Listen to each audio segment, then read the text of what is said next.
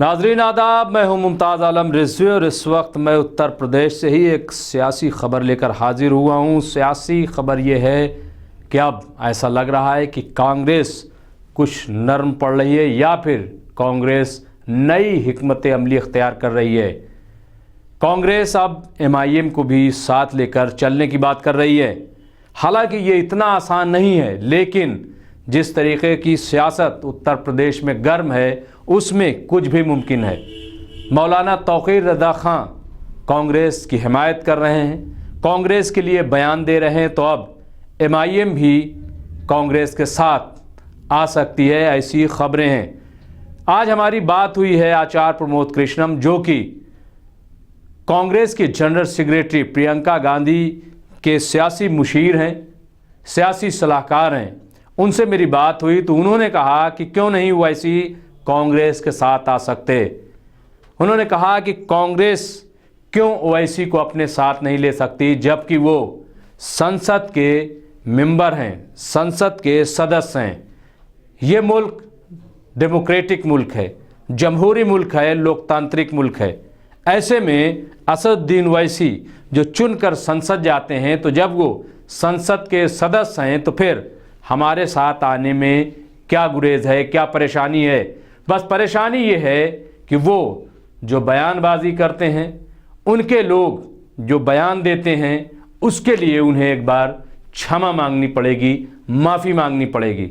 अगर असदुद्दीन ओवैसी अपने बयानों के लिए माफ़ी मांग लेते हैं तो फिर कांग्रेस उनको अपने साथ रख सकती है। ये कहना है आचार्य प्रमोद कृष्णम का। ये एक बड़ी बात है। हालांकि असदुद्दीन ओवैसी माफ़ी मांगेंगे ये कहना मुश्किल है, लेकिन एक ऑफर तो कांग्रेस की तरफ से है। कांग्रेस ने एक खिड़की तो खोली है कि जिसमें कहीं ना कहीं आने का कोई ना कोई रास्ता नज़र आ रहा है।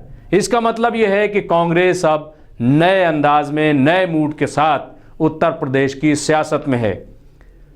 कांग्रेस की जनरल सेक्रेटरी प्रियंका गांधी ने अब तो ये तक कह दिया है कि वही उत्तर प्रदेश की सियासी चेहरा हैं।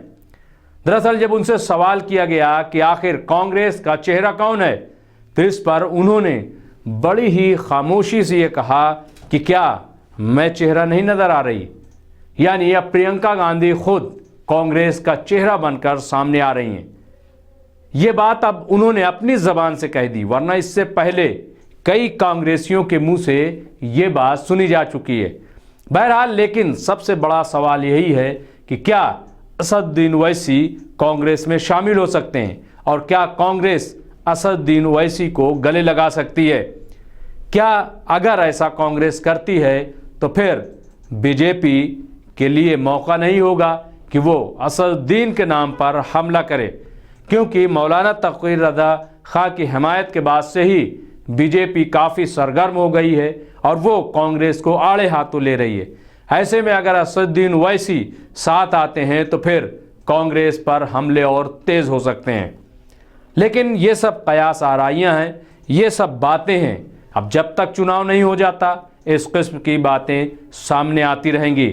लेकिन आचार्य प्रमोद कृष्णम ने एक बात और कही है। उन्होंने कहा कि दरअसल हमें पाप से घृणा है, पाप से नफरत है, पापी से नहीं।